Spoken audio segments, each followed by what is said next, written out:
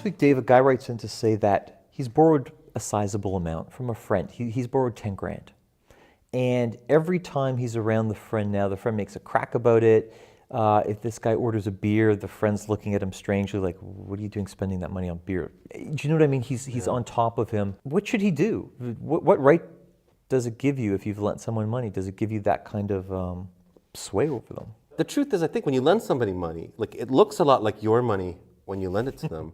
But then once you've lent it to them, it looks a lot like their money. And in fact, I think it really is. You have asked yourself, do I fully believe that this person's going to pay me back? If the answer is no, you shouldn't lend the money in the first place. You've also asked yourself, can I, the lender, afford to lend that amount?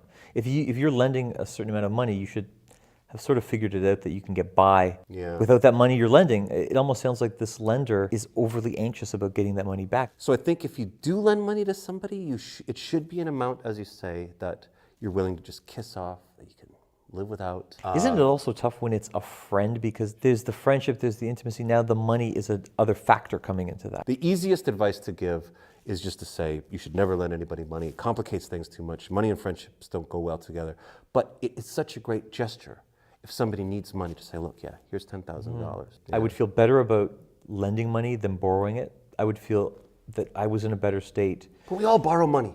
Do you own a house? Not from friends, I don't. No, not from friends. That's true. I feel better, that's a good point, because I feel better about borrowing money and paying interest to a faceless institution than I would about borrowing it from a friend. I feel much more comfortable. That's a possible, look, banks are professional money lenders. And how do they do it? They ask for certain payments over time.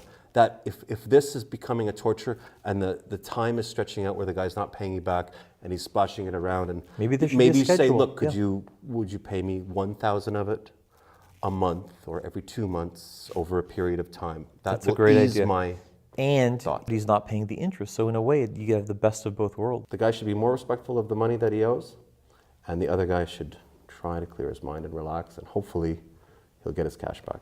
Great advice. That's our advice this week from Damage Control.